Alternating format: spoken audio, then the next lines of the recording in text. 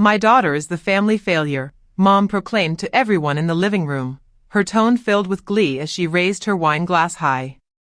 I stood utterly still in the doorway of my parents' home in Milwaukee, Wisconsin, gripping the homemade pie I had brought for Christmas dinner. All eyes turned towards me, relatives I barely recognized, aunts, uncles, and cousins, their expressions mixed with pity and secondhand shame. I managed to force a semblance of a smile onto my lips. "I'd like to introduce someone," I said softly, my voice more confident than I felt. "I'm Josephine, and I'm 35 years old." For as long as I can remember, my mother has made it her personal mission to remind me and anyone within earshot that I'm a walking disappointment, unmarried at 35, childless, and working at a bakery instead of pursuing a real career. According to her, my failures could fill entire volumes. This Christmas dinner was meant to be a turning point. I vowed it would be the last time I'd allow her to embarrass me in front of family. I held a secret that could completely transform everything. But as I stood there, witnessing her sly smirk peering over the rim of her glass, I understood she had no inkling of what was about to unfold. The troubles began years earlier, probably when I turned 30 and had yet to tie the knot. While Mom had always been critical, that was when something fundamentally shifted. She seemed to find new, painful ways to shine a light on my flaws at every family gathering. At my cousin's wedding, she casually informed the bride's mother that at least her daughter had managed to snag someone willing to marry her. During Thanksgiving 2 years ago, she loudly asked if I planned to die alone with a bunch of cats. I don't even like cats. My younger sister, Sophia, had always been the star of the family. She got hitched at 23 to a dentist named Gregory, quickly had 2 kids before 30, and now enjoyed a lovely home in the suburbs. Mom never let a chance slip by to compare us, usually while I was right there in the room. "Sophia knows how to make a man happy," she would say. "That's why she has such a lovely family." I initially tried to defend myself and my choices, but Mom had a unique talent for twisting my words, making me sound defensive and ridiculous. So, I ultimately learned to keep quiet, to nod and smile, counting down the seconds until I could escape. The bakery where I worked wasn't glamorous, but it was my passion. I began there a decade ago as a part-time assistant while figuring out what direction to take in life. I discovered my calling was in baking bread, the kind that made people close their eyes with delight upon the very first bite. My boss, Helen, became my mentor, teaching me everything she knew, and when she retired 5 years back, she helped me acquire the bakery from her. Mom never acknowledged my ownership. To her, I was merely employed at some little shop. She never showed genuine interest in my life, never visited the bakery, and only seemed to care when she could find a way to humiliate me in front of relatives. This Christmas was set to be different because of Samuel. I met him 8 months ago when he visited my bakery in search of a specific sourdough his grandmother used to bake. He was in town for meetings, staying at a downtown hotel. We chatted for about 20 minutes, all about bread, and then he returned the next day and the day after that. Although Samuel lived in Seattle and frequently traveled for work, he was quiet, thoughtful, and appeared sincerely interested in my words. We initiated a long-distance relationship, which was challenging but incredibly rewarding. He put forth the effort to come to Milwaukee whenever he could, and I visited him twice. I hadn't disclosed our relationship to my family. A part of me wanted to keep our bond protected from Mom's certain criticism, while another part feared she would ruin it if I introduced him. Nevertheless, Samuel insisted he wished to meet them, saying he wanted to be fully a part of my life. Thus, I agreed to bring him to Christmas dinner. Our plan was simple. I would arrive early to help with the preparations, and he would come an hour later. I aimed to gauge the atmosphere, making sure Mom was in a decent mood before revealing him. Unfortunately, that plan crumbled the moment I entered and heard my mother already regaling everyone with tales of my inadequacies. "She's 35 and still single," Mom was exclaiming as I walked in. "Can you imagine? I have no idea where I went wrong with that one." My Aunt Helena made a sympathetic noise, stating that some women weren't cut out for marriage. "It's not that, though," Mom continued. It's that she has no ambition, no drive. She's working at a bakery for heaven's sake. What kind of man wants a woman who smells like yeast all day? Sophia, perched on the couch with her flawless hair and immaculate outfit, remained silent. She never defended me, yet she also never participated in Mom's attacks. She simply existed in her bubble of perfection while I endured the blows. That was the moment I entered the room with my pie, right when Mom chose to make her big declaration about me being the family disappointment. Her words hung in the air like an unpleasant odor. My face felt ablaze, and I could sense the awkwardness enveloping everyone, along with their unwillingness to look me in the eye. But I had Samuel by my side, and I had my plan ready. As I stood there holding the pie, memories of past Christmas dinners spiraled through my mind. There was that year when Mom gifted Sophia a fancy necklace, while I received a cookbook called Cooking for One. Or the Christmas she loudly wondered if I was planning to freeze my eggs before it got too late. Each holiday served up a fresh dose of embarrassment, a new reminder that I fell short of her expectations. I had dedicated 35 years striving for her approval. I achieved high grades, avoided trouble, but none of it seemed to matter because I wasn't Sophia. I wasn't married with kids. I wasn't following the specific path Mom had envisioned for me. My bakery became my refuge. Helen, my former boss and mentor, treated me more like a daughter than my actual mom ever did. When she announced her retirement, she took me aside and expressed her desire for me to take over the business. "You have a remarkable talent," she said. "And I refuse to watch you squander it due to self-doubt." I was afraid, you know? The thought of taking out a loan and becoming a business owner felt like climbing a mountain. Yet, Helen's belief in me sparked my own belief in myself. I worked with a local bank, secured the loan, and acquired the bakery. That was 5 years ago, and every year since has surpassed the last. Mom didn't attend the grand reopening. She never inquired about how things were going. She remained oblivious to my hard-fought achievements. To her, I was just a girl working in a bakery, nothing beyond that. Then came Samuel, and everything changed. On that April day, when he first strolled into the bakery, I nearly overlooked him. The morning rush had me coated in flour, scrambling to fill orders. He waited patiently in line, and when he reached the counter, he asked if we sold traditional San Francisco-style sourdough. "My grandmother used to make it," he shared. "I've been searching for something like that for years." Although I didn't have exactly what he was after, I offered to custom make a loaf for him. He jumped at the chance and came back 2 days later for it. When he tasted it, his eyes closed and a smile spread across his face. "This is it," he said.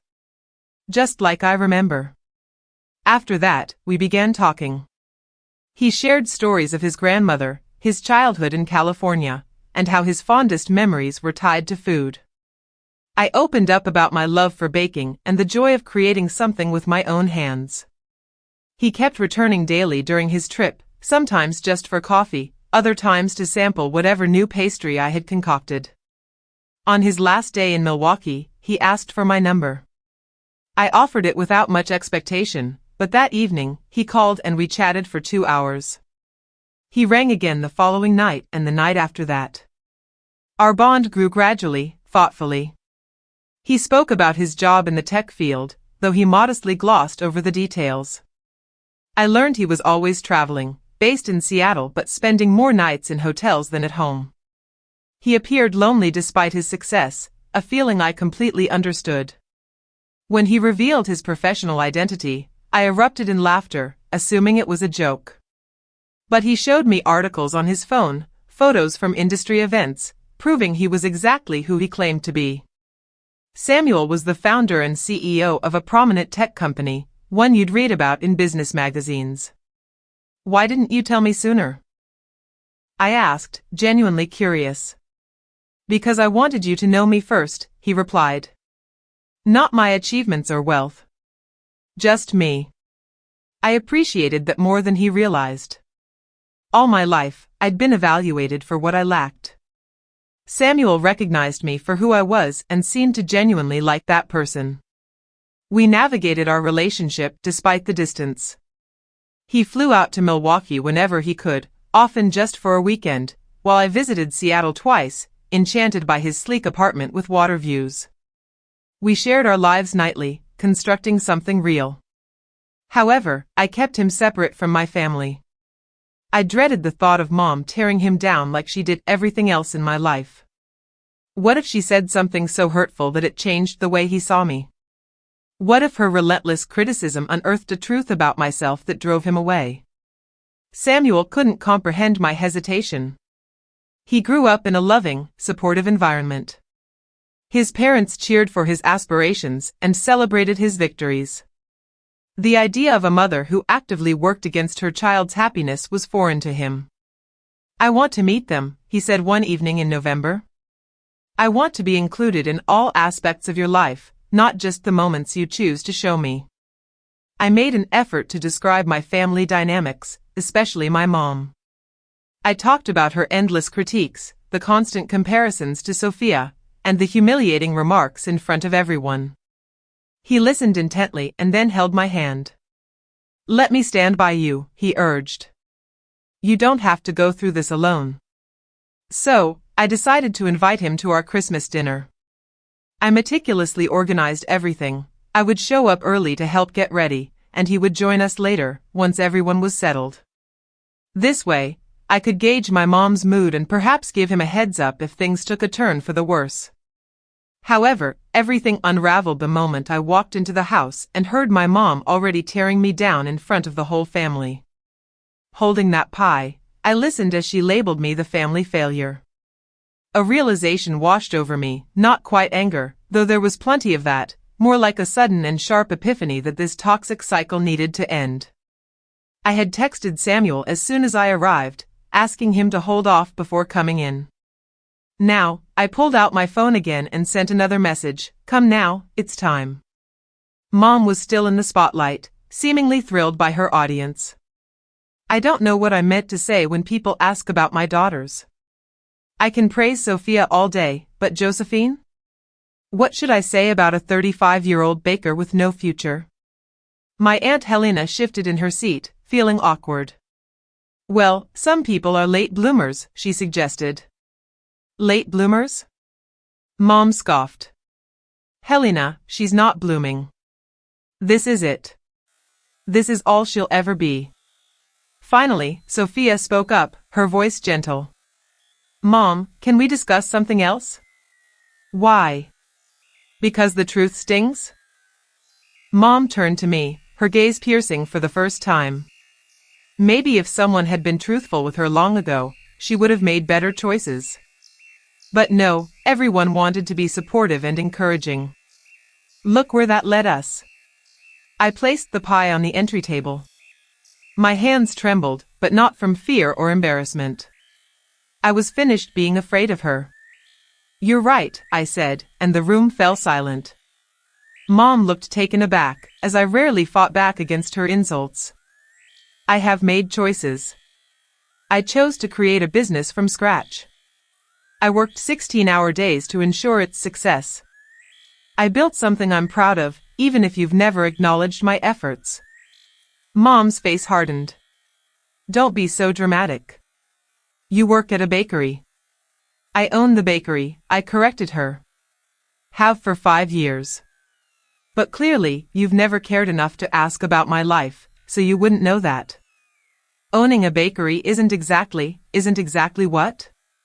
Impressive? Successful? Good enough for you." I could feel everyone's eyes on me, but for once, I didn't mind. "Nothing I do will ever satisfy you because I'm not Sophia. I lack the ideal marriage or the perfect life. I'm just me, and that's never been enough for you." Suddenly, the doorbell rang, breaking the tension. Mom frowned at the disruption. "Who else is coming?" "Everyone's already here." My heart raced as I walked to the door.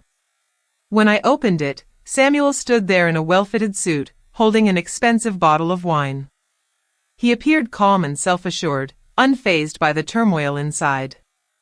"Hi," he said softly, "just for me. Are you okay?" I nodded, taking his hand. "I am now." Together, we re-entered the living room. Mom remained at the center of the room, visibly irritated by the interruption. Sophia had moved to the couch, her expression worried. The rest of the family looked frozen, unsure of what was unfolding. "Everyone," I said, now with a stronger voice. "I want you to meet someone. This is Samuel." He beamed at everyone, exuding comfort. "It's a pleasure to finally meet Josephine's family. I've heard so much about each of you." Mom narrowed her eyes as she scrutinized him, assessing the expensive suit, the confident aura, and his posture. She was looking for a way to undermine him, just as she had done with every aspect of my life. "And what do you do, Samuel?" she asked, her tone dripping with skepticism. "I work in technology," he replied simply. "Technology?" Mom echoed, as if the word disgusted her. "So, you're one of those computer geeks." In a way, Samuel maintained his smile. "I founded a company about 12 years ago. We create software solutions for healthcare systems. It's been quite successful." Suddenly, Uncle Victor, who had been quiet up until now, sat up straighter. "Wait, what company?" Samuel disclosed the name, and I noticed Uncle Victor's expression shift. As a hospital administrator, it appeared he recognized exactly what Samuel's company did. "You're joking," Uncle Victor said. "We utilize your software at the hospital. It's groundbreaking. You've saved healthcare systems millions in efficiency costs." Mom's smile was frozen in place. As she glanced back and forth between Samuel and Uncle Victor, a look of confusion crossed her face. Sophia's eyes were wide, fixated on Samuel, and I noticed her sneaking out her phone beneath the table, likely to look him up online. "Well, isn't that lovely?" Mom interjected, her tone taut. "How did you two come to know each other?" "At Josephine's bakery," Samuel replied, his grin growing even broader. "I sampled her sourdough and fell for it, but first the bread, then her." "Her bakery," Mom said bluntly. "Yes, it's an incredible business. The way she's developed it over the last 5 years, the loyalty she's fostered with customers, the excellence of her products, truly remarkable." He shot me a look filled with genuine affection. "She excels at what she does." I noticed a shift in Mom's expression. It wasn't guilt or regret. Instead, it seemed to be the dawning realization that her preferred tactic, my so-called shortcomings, was no longer effective. I was not single and yearning. I was not a failure. I was not the letdown she had spent years broadcasting to everyone. Sophia found something on her phone, glanced up at me, then at Samuel, her jaw dropping slightly. "He's worth hundreds of millions," she murmured to Mom, loud enough for everyone to hear. An immediate silence enveloped the room. Mom's face transitioned through a myriad of emotions, shock, disbelief, then an expression that resembled anguish. Yet, it wasn't regret or humiliation, it was the pain of losing power, of seeing her carefully crafted narrative unravel before everyone's eyes. "Hundreds of millions," she echoed, her voice faltering. She then turned to me, and for the first time in years, I saw doubt flicker in her gaze. "Josephine, why didn't you share this with us?" "Share what?" I replied, maintaining my calm tone. "That you're seeing someone. You've never shown interest in my life before. Why would this be different?" "That's not fair," Mom protested, but her conviction was waning. I could sense her recalibrating, hunting for a way to redirect this so she emerged as either the victim or the hero. "We've always cared about you." Samuel gently squeezed my hand. He had been observing the exchange intently and was beginning to grasp the struggles I had faced for years. Sophia was still lost in her phone, scrolling through articles. "He was on the cover of Forbes," she said almost inaudibly. "And Business Week," she included, looking up at Mom. "How did we not know this?" "Because Josephine didn't tell us," Mom quickly asserted, regaining a bit of her composure. She turned to the family with a rehearsed smile that didn't reach her eyes. You know how private she can be, always keeping secrets. I felt something within me snap. Private? Mom, for 35 years I've tried to share my life with you. While you've spent every moment explaining how inadequate it was. I withheld Samuel from you because I knew you'd find a way to ruin it. That's absurd, Mom said, but her focus had shifted to Samuel, not me. Her demeanor had transformed. The disdain was replaced with an almost servile tone. Samuel, please don't judge our family harshly. Josephine can be quite sensitive at times. We've always supported her, right? She scanned the room for affirmation. Aunt Helena appeared uncomfortable, Uncle Victor was fixated on his drink, and Sophia remained absorbed in her phone. No one echoed Mom's sentiment, and I noticed a flicker of panic in her eyes due to the absence of allies. Samuel's tone was courteous yet distant when he replied. Actually, from what Josephine has shared, you've spent years belittling her choices and undermining her achievements. I believe you referred to her as a failure just moments before I arrived. Mom's cheeks flushed a deep red. That was just a joke. We joke in this family, don't we? She looked at me with desperation. Josephine knows I'm just teasing. But you do mean it, I quietly said. You've meant every word, each comparison to Sophia, all those comments about my age, job, or life.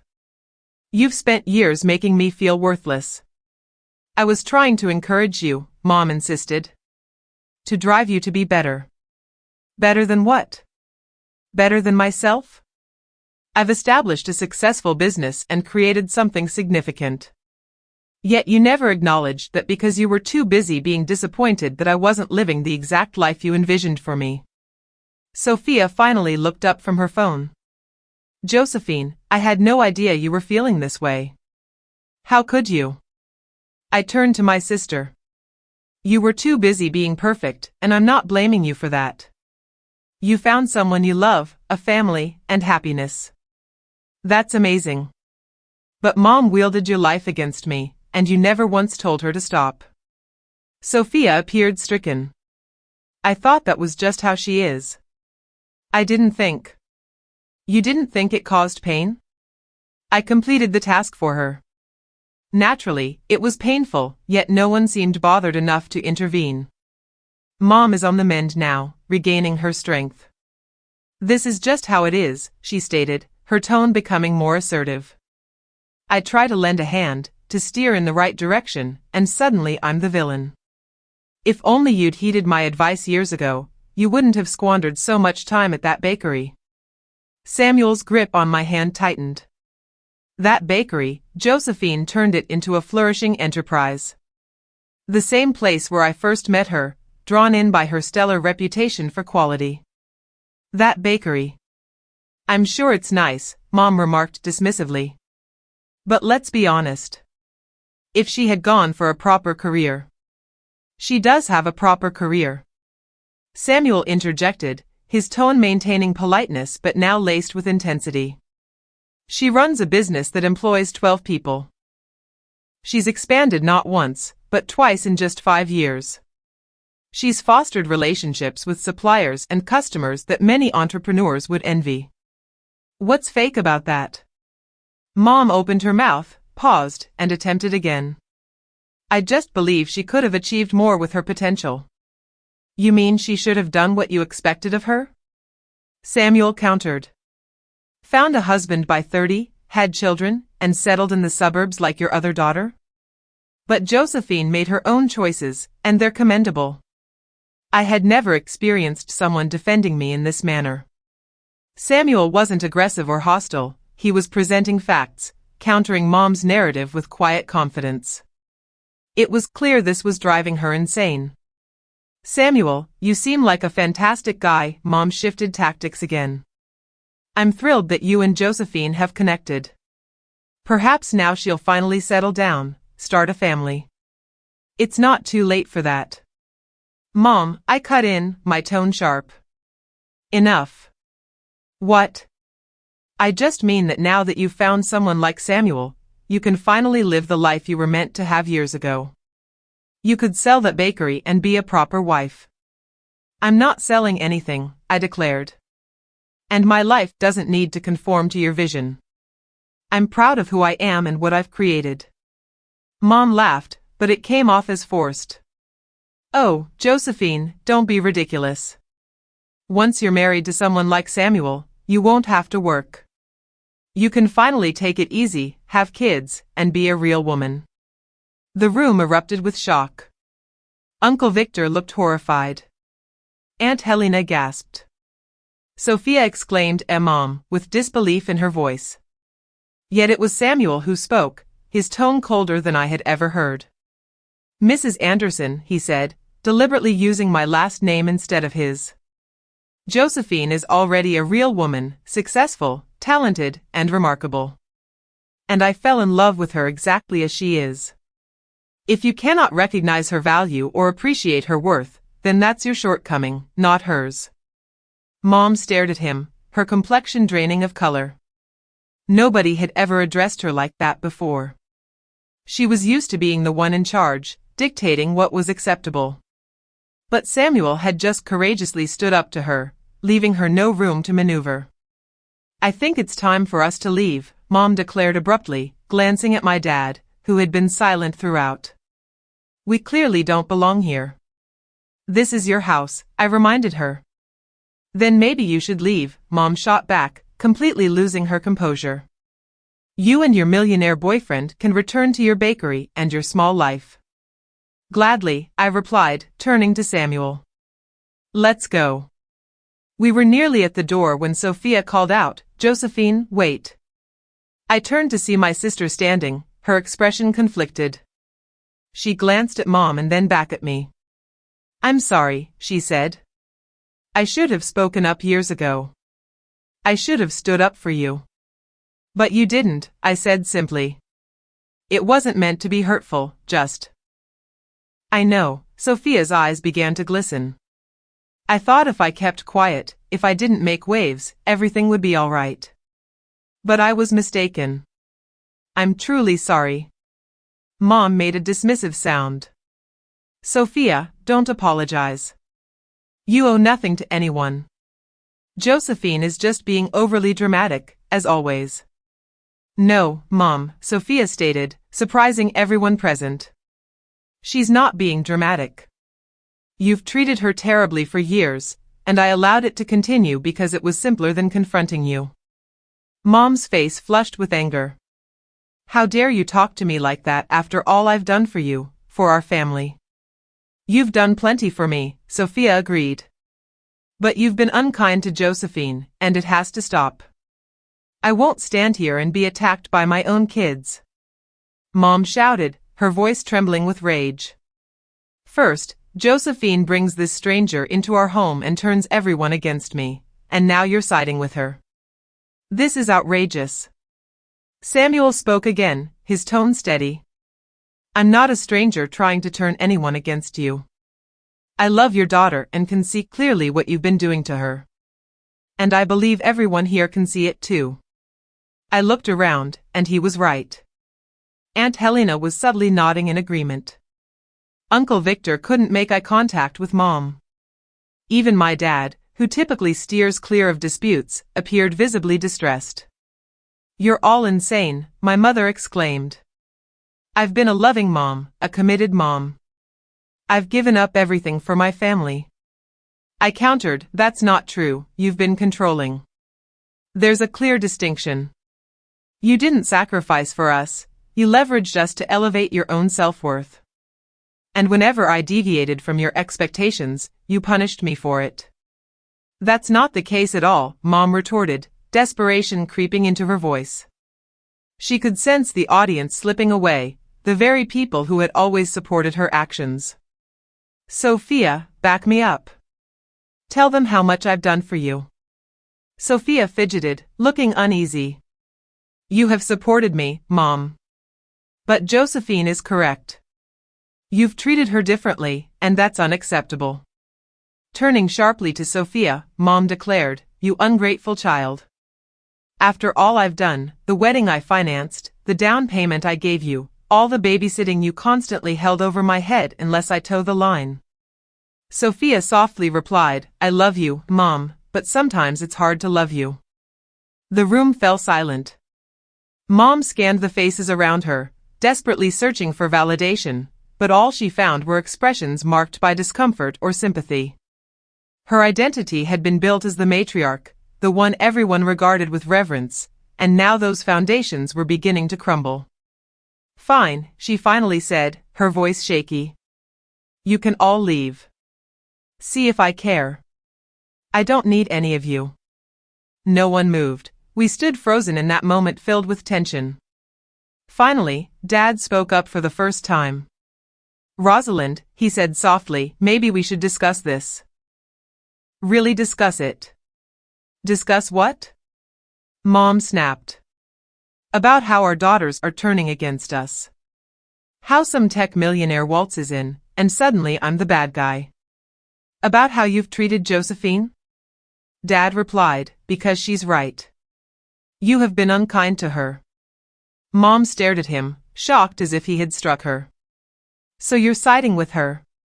I'm not taking sides, Dad clarified. I'm just acknowledging reality. The truth is you've been unjust to Josephine for quite some time. I can't believe this, Mom gasped. I can't believe my family is turning against me. We're not turning on you, I said, astonished by the empathy I felt for her in that moment. Not enough to retract my words, but sufficient to soften my tone. We're simply asking you to recognize how you've hurt me. That's all we want. Hurt you? Mom shouted again. I pushed you to be better, that's what mothers do. No, Mom. You broke me down. There's a huge difference between encouraging growth and inducing feelings of worthlessness. Mom shook her head frantically. I never made you feel worthless, you've always been overly sensitive. Samuel stepped in closer. Do you even know what Josephine names her bakery, Mrs. Anderson? Mom blinked in confusion. What? Of course I do, wait, what's it called? Samuel gently prompted. The silence lingered painfully. Mom's mouth opened and closed without words. She glanced at me, then looked away. I don't see how that's relevant, she finally said. You don't know, Samuel stated plainly. Your daughter has owned her business for 5 years, and you have no idea what it's called. I'm busy. Mom shot back defensively. I can't remember every trivial detail. It's not a trivial detail. I exclaimed. It's my life. It's my daily passion. And you haven't cared enough to even ask about it. That's unfair. Mom protested weakly. I have a lot on my plate. It's called Rising Sun, Samuel chimed in. She chose that name to symbolize new beginnings. She starts her mornings at 5 a.m. to bake fresh bread for her customers, many of whom she knows personally. She's created something substantial and meaningful, and you've never acknowledged it. Mom's face drained of color as she scanned the room, but this time a different emotion flickered across her features, not rage or defensiveness, but fear. Fear of losing her grip. Fear of being seen for who she truly was instead of the facade she upheld. I think it's time for us to go, I told Samuel. There's nothing left to say here. We turned to leave again, and this time Sophia didn't try to stop us. But just as we reached the doorway, Mom called out once more. Josephine. I hesitated but didn't turn around. You'll regret this, she warned with an icy tone. You assume you're above us now because of him, but money doesn't define who you are. You'll always be a disappointment, no matter who you're with. Slowly, I turned to face her. I felt Samuel tense beside me. But I placed my hand on his arm to ground myself. This was my moment. You're wrong, I responded steadily. I'm not a disappointment. I never was. The only disappointed person here is you, upset because you can't control me anymore. Your narrative of my failure crumbles when I succeed. That's your issue, Mom, not mine. I didn't wait for her reply. Samuel and I stepped out into the brisk December night, the door clicking shut behind us with a finality that echoed my thoughts. The instant we left the porch, a surge of lightness enveloped me, as if I had shed an invisible burden I'd been unaware of. Samuel pulled me into a warm embrace. "Are you okay?" he asked. "I'm more than okay," I replied earnestly. "I'm liberated."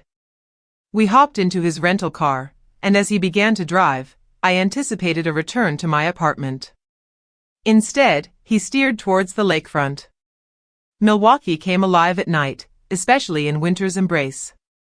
The city lights danced on the frozen lake, creating a serene ambience that completely soothed my soul. "Want to chat about it?" Samuel inquired after a few moments of comfortable silence. "Not really sure what to say," I confessed. A flicker of guilt lingered from confronting her, but overwhelmingly, I felt a wave of relief. "You have nothing to feel guilty about," Samuel insisted. She needed to hear it. They all did. "Did you catch her expression when you asked about the bakery's name?" I couldn't suppress a small laugh. She was completely clueless. That lack of awareness told me everything I needed to understand about her.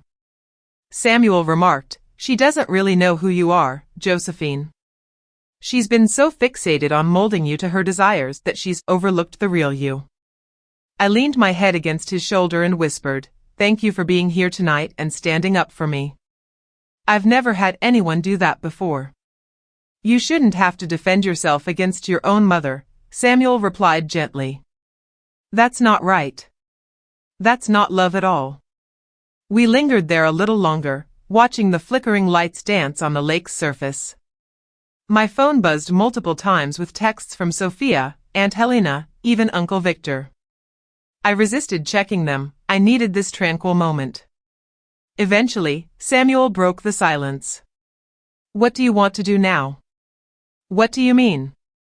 I asked. "About your family, your mother? Do you want to try to mend things, or are you finished?" A week ago, even a day prior, I might have said I wanted to fix it, that I craved an apology from Mom, a desire for her to change and become the mother I always hoped for. But sitting there in the car, feeling the pressure of 35 years of her criticism finally dissolve, clarity washed over me. "I'm done," I finally declared. "I'm done seeking her love. I'm done making excuses for her actions. I won't let her belittle me any longer."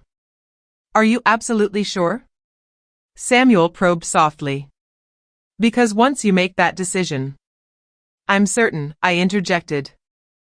"I've spent my entire life attempting to be worthy of her affection, but it was never my fault. The issue has always been with her, and I can't fix that."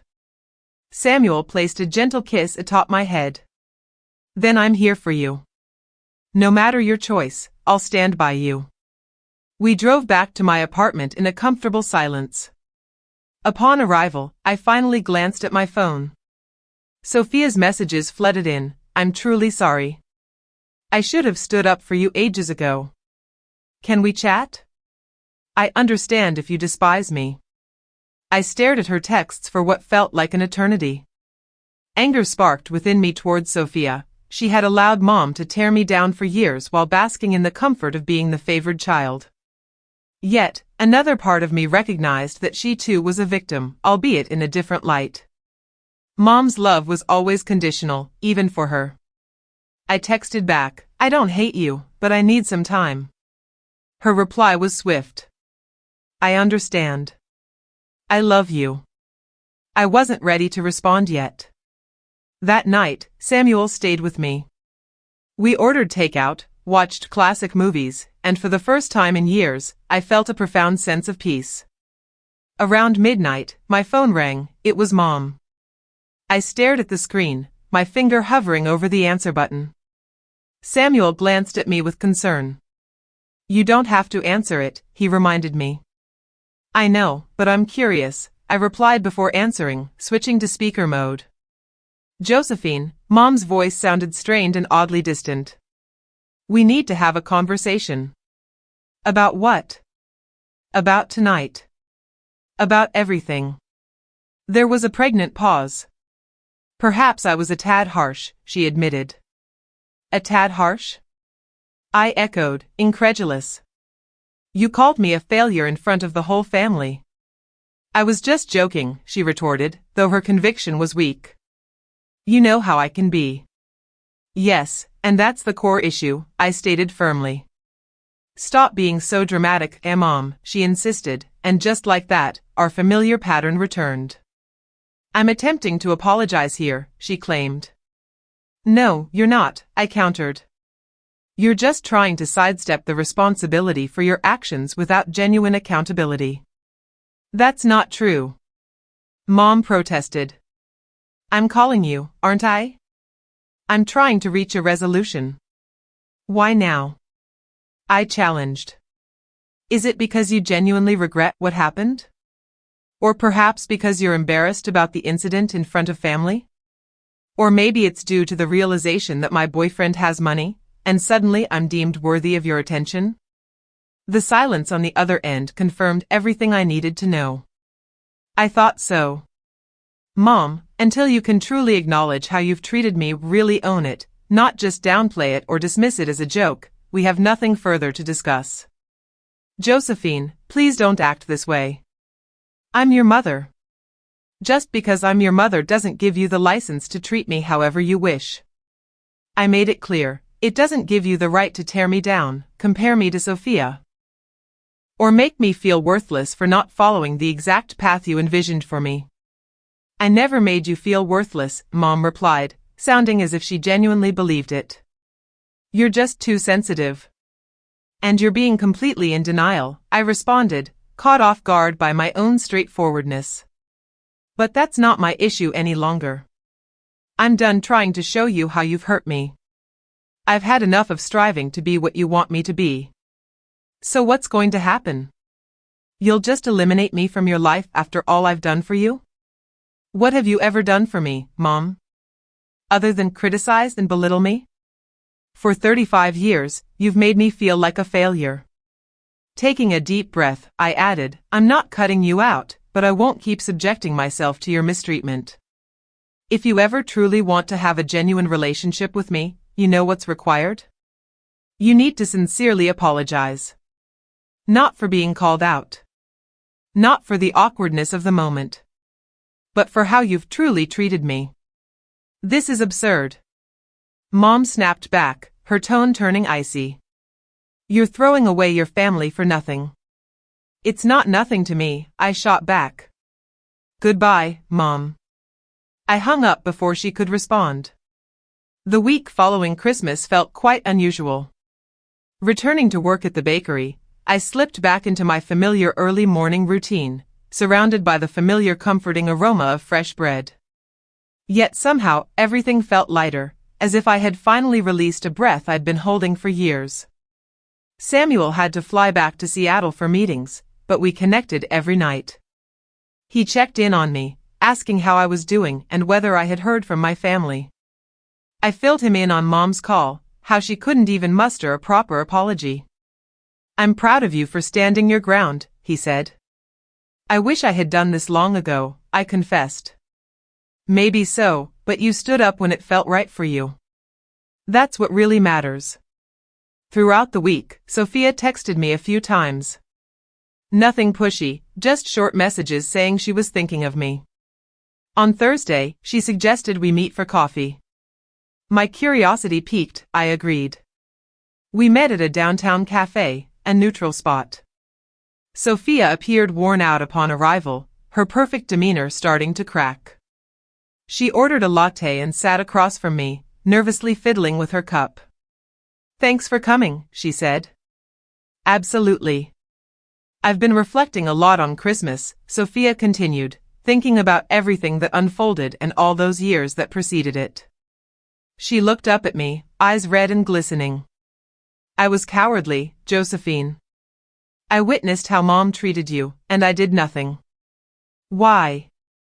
I asked, my tone one of genuine interest, not accusation. Why didn't you ever speak up?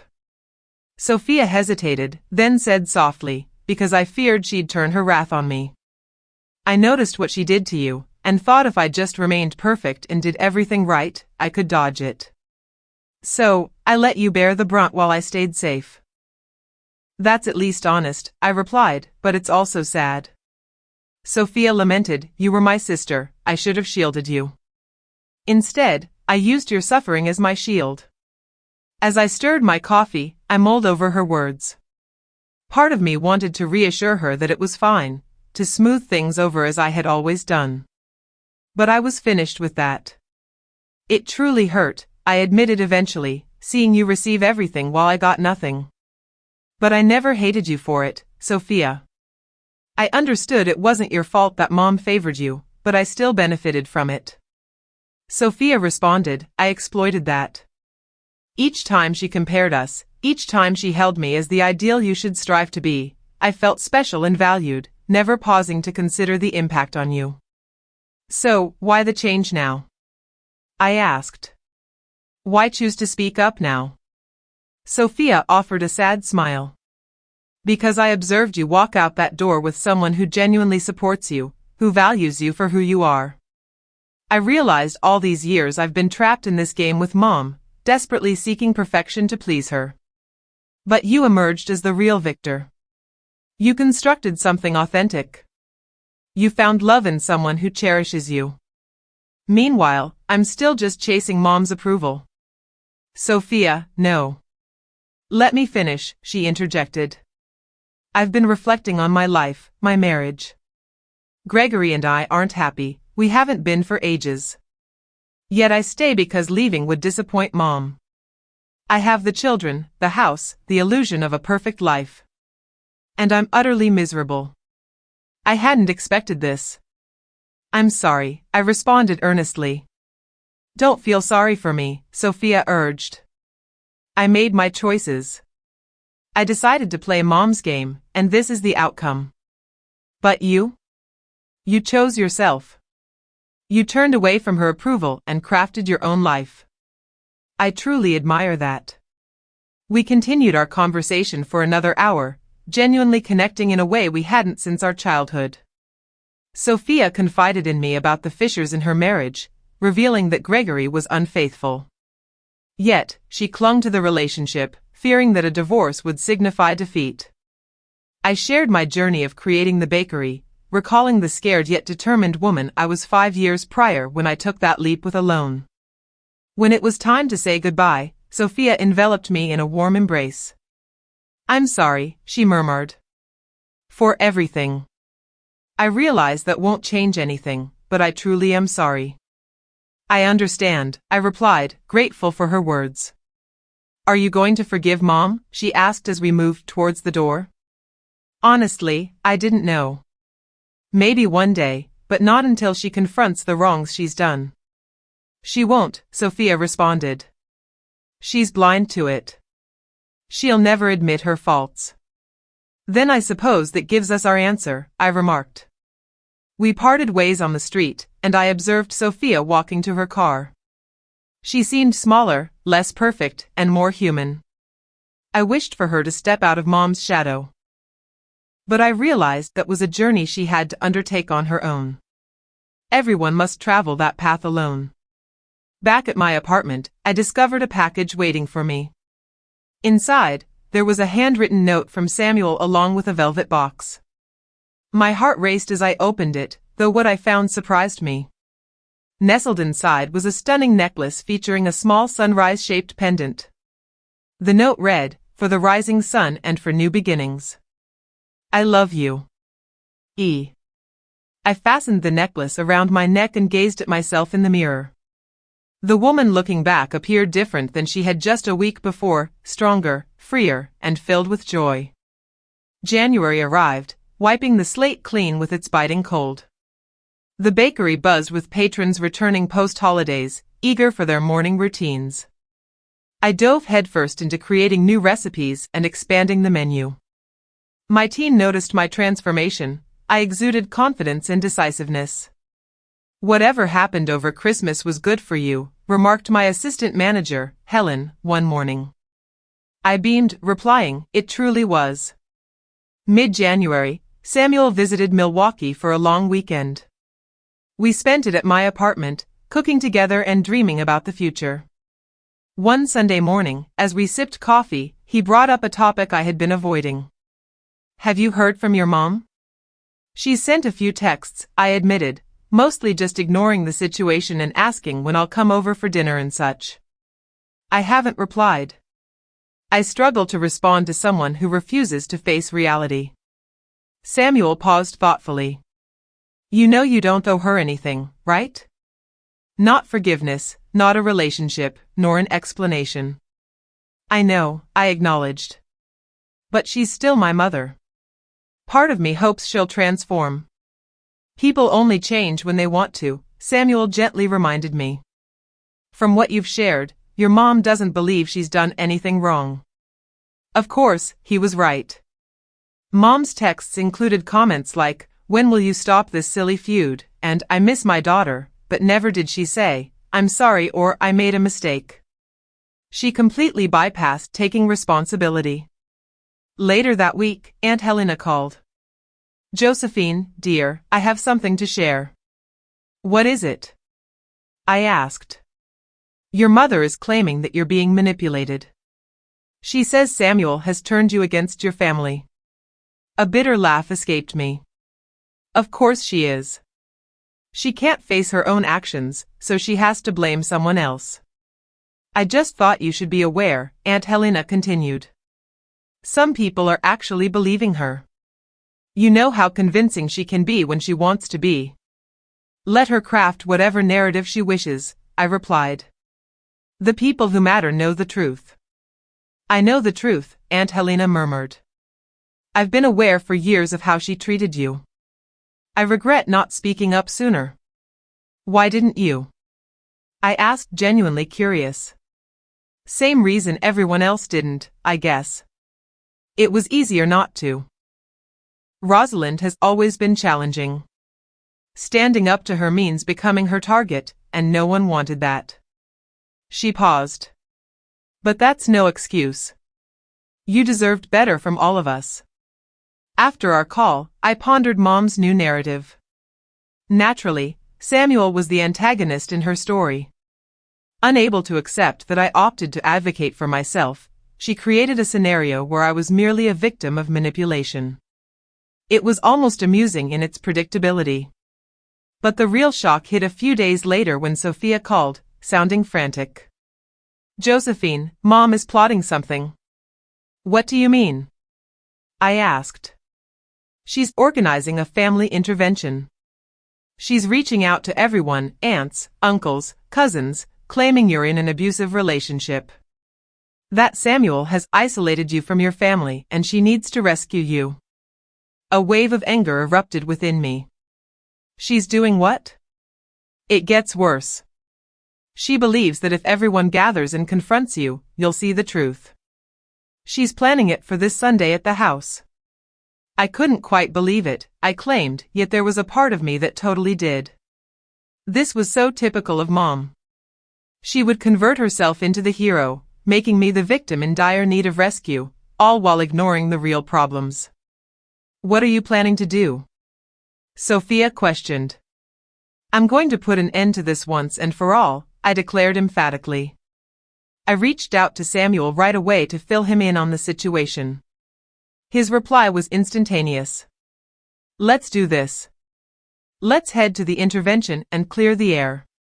"Samuel, it might get really messy," I warned. "I don't care. She's crossed a serious line.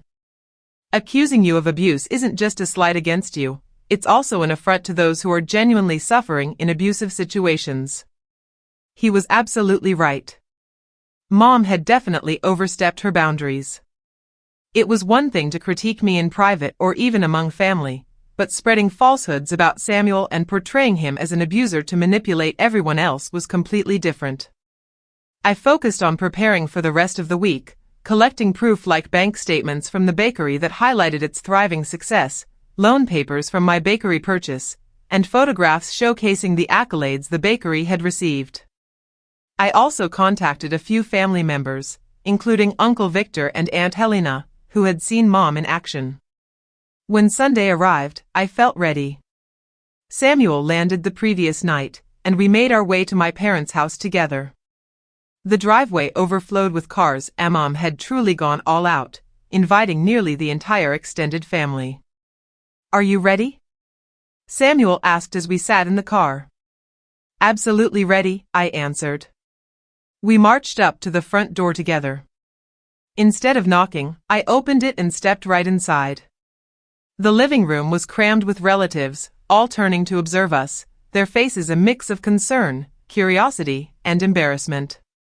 In the center stood Mom, like a conductor commanding an orchestra. "Josephine," she said, her tone dripping with insincere worry, "thank goodness you're here. We need to discuss what's going on with you." I scanned the room, making sure to connect eyes with each person, and then smiled. "Yes, Mom. Let's indeed talk about what's been transpiring. Let's discuss everything." Mom hesitated slightly at my tone but quickly regained her composure. "Everyone here truly cares about you, Josephine. We're worried about your relationship with this man." "This man has a name," Samuel interjected calmly. "I'm Samuel, in case everyone's forgotten." "Of course," Mom replied, though she avoided looking at him. "Samuel, we're not here to attack you. We're simply concerned about how quickly this relationship has developed and how Josephine seems to have distanced herself from her family."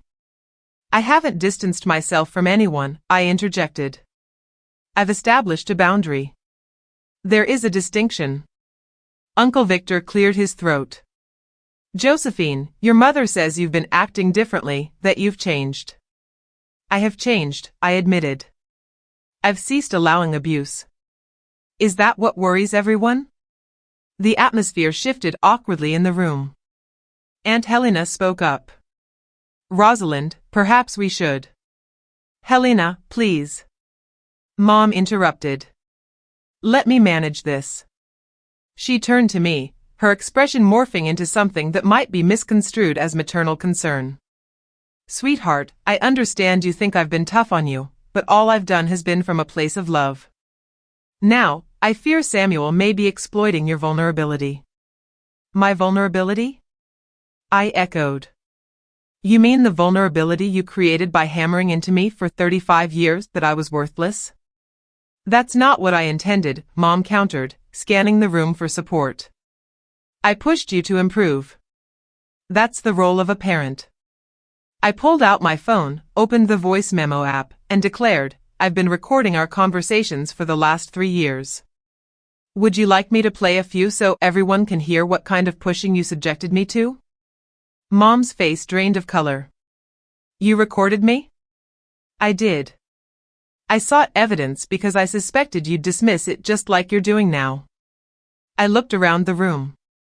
I recalled how at last Thanksgiving, Mom deemed me pathetic for not having children. At Easter, she commented that no decent man would desire me because of my age.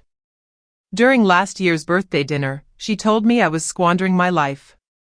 "That's out of context," Mom shouted in desperation. "Is it?" I said, pulling out a compact speaker I had brought along and connected my phone. "Shall we listen?" I played a clip from Thanksgiving. Mom's voice invaded the silence. "Look at Sophia with her family. That's how a woman should appear at 35, not alone and desperate like you." The room fell quiet. I played another clip, and then another. With each playback, Mom seemed to shrink, becoming more trapped. Family members who came prepared for an intervention now glanced at her with dawning shock. "Stop it," Mom finally pleaded, her voice trembling. "Stop playing those recordings." "Why should I?" I asked. "Because it's humiliating. Because everyone can now hear the truth about what I've been coping with for years. Your narrative about me being manipulated by Samuel falls apart when they hear you calling me a failure. What a letdown. Absolutely disheartening." I felt such frustration. My mom insisted, "I was trying to assist you. You were being unkind," to which I replied, rather bluntly, "and you were doing it on purpose. You relished it. You took pleasure in diminishing me because it gave you a sense of superiority." At that moment, Sophia rose from her seat, having remained composed until now. She's correct, Mom. I've heard you utter worse things when it was just the two of us. You've treated Josephine horribly. Sophia, don't you turn against me, too, Mom implored, panic lacing her tone. I'm not turning against you, Sophia replied firmly. I'm just finally facing the truth. You've mistreated Josephine for years, and we've let it slide. Uncle Victor chimed in, Rosalind, it's time for a candid discussion, not about Josephine's relationship, but about your actions. Mom gazed around frantically, trying to find a supporter, but none appeared. Even Dad wore an unfamiliar expression on his face, disappointment. This is absurd, Mom exclaimed, her voice raising. I organize a family meeting to aid my daughter, and everyone turns it into an assault on me. I'm the victim here. No, Mom, I said softly. You're not the victim. You never were. You were the aggressor. The only reason we're all gathered is that you can't seem to confront the fact that I finally stood up to you. Samuel stepped forward, saying, Mrs. Anderson, I want to share something. I love your daughter. I admire her strength, her kindness, and her talent. I cherish her as she is, and nothing you do or say will change that. However, I can't remain silent while you spread lies about our relationship to manipulate your family. I wasn't, Mom began, but Aunt Helena interrupted her. Rosalind, no more. We've all heard the recordings. We've witnessed how you treat Josephine. This must end. Mom scanned the room once more, and I could see the moment she understood she had lost, not just this confrontation, but the overall battle. She had pushed too far, and everyone finally saw her true nature. Fine, she stated coldly. If that's how you all think, then leave. All of you. I don't need any of you. Actually, Mom, I interjected, we're already gone. Some of us checked out long ago, you just weren't aware. Samuel and I turned to exit, and this time, several people chose to follow us, Sophia, Aunt Helena, Uncle Victor, and a few cousins. We gathered on the driveway, uncertainty hanging in the air. Finally, Uncle Victor broke the silence. I'm sorry, Josephine, for everything. Thank you, I replied succinctly. In the ensuing months, Mom never offered an apology. She told anyone willing to listen that I had turned the family against her and labeled me cruel and ungrateful. Yet her audience dwindled as more people began to see the reality. Eventually, Dad moved into his own apartment, weary of her resentment and blaming. Sophia filed for divorce and started to rebuild her life. Several family members distanced themselves from Mom, no longer willing to endure her manipulations. Ultimately, she arrived at the very scenario she had always dreaded, alone, because she had chased everyone away. Not through honesty or empowerment, but through years of cruelty disguised as care. She had crafted her identity around control and criticism, and when those methods failed her, she was left with nothing. As for me, I tied the knot with Samuel in a small ceremony just 6 months later, surrounded by those who truly loved and supported us. The bakery continued to flourish, and I'd never doubted my decisions again. Reflecting on that Christmas dinner, I realized the most profound revenge wasn't about exposing Mom or showcasing my success. It was in the choice to prioritize myself, to step away from her validation, and to create a life I could truly be proud of. She had spent 35 years trying to strip away my self-worth, yet I ultimately discovered that my value had never been contingent on her approval.